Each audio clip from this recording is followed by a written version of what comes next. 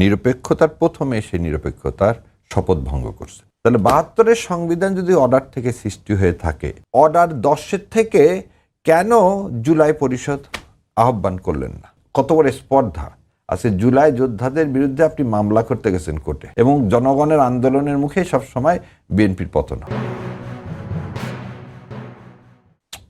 এখন অনেক কথায় তো আসে, খালি একটুকু বলি। রাষ্ট্রপতি যে কথাগুলো বলছেন, রাষ্ট্রপতি প্রথম কথা বলছে আওয়ামী লীগ ফ্যাসিস্ট। যে আওয়ামী লীগ ফ্যাসিস্ট, সে আওয়ামী লীগের রাতের ভোটারদের দ্বারাই তিনি রাষ্ট্রপতি নির্বাচিত হয়েছে। তাহলে তিনি নিজেও বললেন গণতান্ত্রিক কোনো ব্যবস্থা গত ১৫ বছর ছিল না, অল আর অ্যাডমিশন। এই অ্যাডমিশনের পরে একটা রাষ্ট্রপতি থাকে কিভাবে? থার্ড কথাটা, সেটা তো আর রাষ্ট্রপতির কথা না। রাষ্ট্রপতি বক্তব্য দিয়েছেন, সেই বক্তব্যটা তো মন্ত্রিসভায় অনুমোদন হয়েই বক্তব্য দিয়েছেন। আচ্ছা, যদি তাই দিয়ে থাকে তাহলে কালের কণ্ঠে যে কথাটা বলছে সেটাও কি মন্ত্রিসভা অনুমোদন করছে?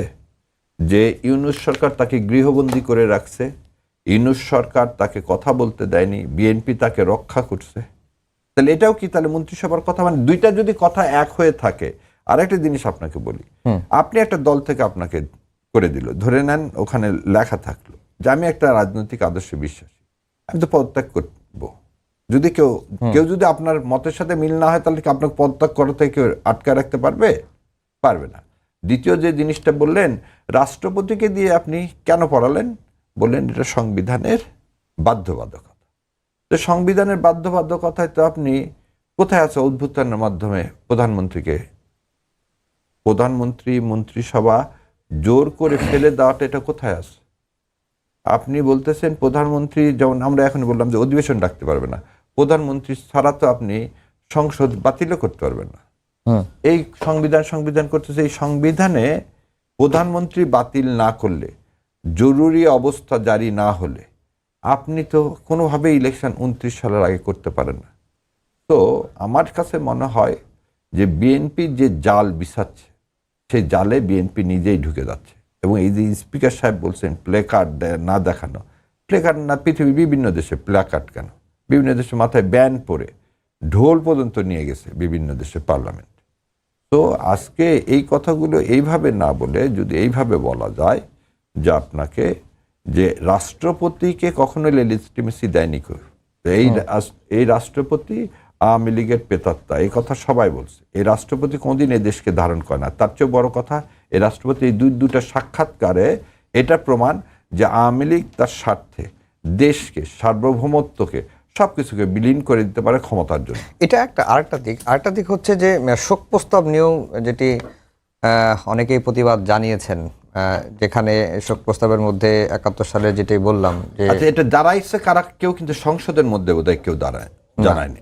আজকে জানিয়েছেন যারা বাংলাদেশ কমিউনিস্ট পার্টি জানাতে পারে। তাহলে বাংলাদেশ কমিউনিস্ট পার্টি যদি জানায়, তাহলে বাংলাদেশের আগের শোক প্রস্তাব থেকে সাজিদুর রহমানের নাম, তারপরে আব্দুর রহমান বিশ্বাসের নাম, সবার নাম তো তাহলে আগে মুছতে হবে। তাহলে মুছতে হবে। আপনি তো আজকে হঠাৎ করে এটা বলতেছেন কেন? আপনি যদি বলেন স্বাধীনতা বিরোধীদের নাম, যারা এমপি ছিল, মানুষ তো তাদেরকে ভোট দিচ্ছে রে ভাই, আপনি স্বাধীনতা বিরোধী বলতেছেন কেন? যারা 40% ভোট, শোনেন, যারা 1%ও ভোট পায় না, তারা 40% লোকের, মানে কি বল, গণতন্ত্রের প্রতি কমিউনিস্ট পার্টি কোনদিন শ্রদ্ধাশীল ছিলেন না। সেই জন্যই বাকশাল করছিল। এবং এখনো তাদের যে মানে জাসদের যারা আজকে আওয়ামী লীগকে সমর্থন করে, আমার খুব অবাক লাগে। তাদেরই বন্ধুবর, তাদেরই পিতা, তাদেরই চাচা, তাদেরকে এই শেখ সাহেব হত্যা করছে। তারপরও তাকে খুনি বলতে পারবেন না। কিন্তু আপনি ৭১ সালে ওই কথাটা কে জানো, সালাউদ্দিন সাহেব বলছেন। সালাউদ্দিন সাহেব খুব ভালো কথা বলছে। তাহলে মুক্তিযোদ্ধারের বিচার হতে হবে রাজাকারকে হত্যা করার জন্য।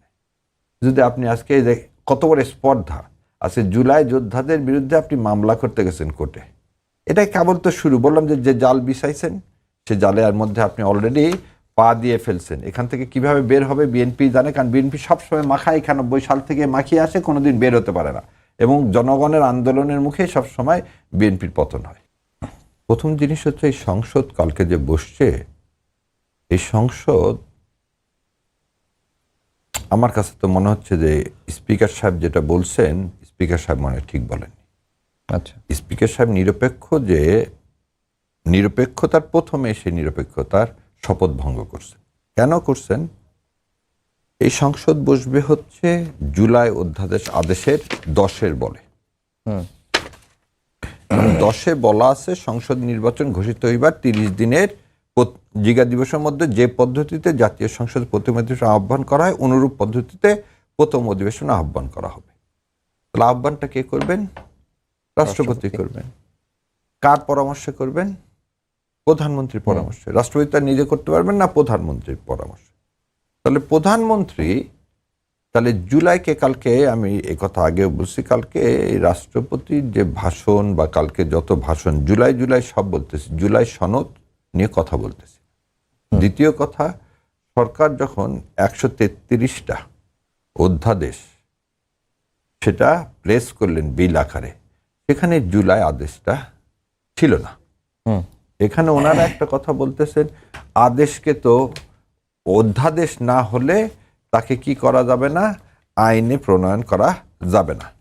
আমার চেয়ে তো আমার মানে শ্রদ্ধাভাজন আইনমন্ত্রী উনি অনেক ভালো জানেন যে 152-তে আইনের যে সংজ্ঞা দেওয়া আছে সেখানে বলা আছে ল মিনস অ্যাক্ট, অর্ডিনেন্স, অর্ডার। তাহলে অর্ডারটা কি? একটা আইন। সেকেন্ড কথা, এটা কি?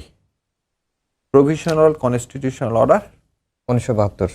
এই প্রভিশনাল কনস্টিটিউশনাল অর্ডার 1972 থেকেই তো এই কনস্টিটিউশনের উৎপত্তি।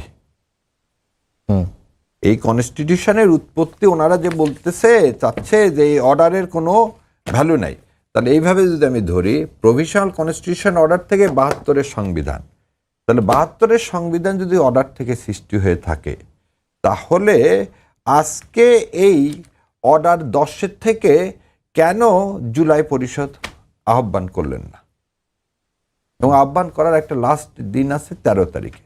এবং আহ্বান করার জন্য আপনি কি করবেন? আপনি তো তাহলে প্রধানমন্ত্রীর, তাহলে আজকে প্রথম জিনিস হচ্ছে প্রধানমন্ত্রী জুলাইকে ধারণ করছেন না, এটা একদম স্পষ্ট। কারণ তিনি যদি না ডেকে থাকেন, কারণ আগামী রবিবার হচ্ছে লাস্ট ডেট এটা ডাকার, রবিবারের মধ্যে যদি এই অধিবেশন তিনি না ডাকেন, তাহলে প্রধানমন্ত্রী, বিএনপি তো করছে না, সাথে প্রধানমন্ত্রী যিনি আজকে এই জুলাইয়ের জন্য আজকে বাংলাদেশে আসতে পেরেছেন, আজকে প্রধানমন্ত্রী হয়েছে, রোববারে অধিবেশন ডাকা আছে, বললাম দ্যাট ইজ লাস্ট ডে, অধিবেশন ডাকা আছে, কিন্তু সংস্কার পরিষদের অধিবেশন তো এখনো ডাকেননি। কারণ আপনাকে তো বলতেছে কি 10, যে একই পদ্ধতিতে জাতীয় সংসদের প্রথম অধিবেশন আহ্বান করে অনুরূপ পদ্ধতিতেই অধিবেশন আহ্বান করতে হবে। আপনাকে তো অধিবেশনটা আহ্বান করতে হবে। কোন অধিবেশনটা? যে অধিবেশনটা সাথে কি বলতেছে, সংবিধান সংস্কার পরিষদের অধিবেশন। তাহলে সংবিধান সংস্কার পরিষদের অধিবেশনটা আপনি ডাকলেন না, তাহলে এটা কি জাতির সাথে প্রতারণা হলো না? সেকেন্ড কথাটা, আজকে এই যে কথাটা বললেন স্পিকার সাহেব,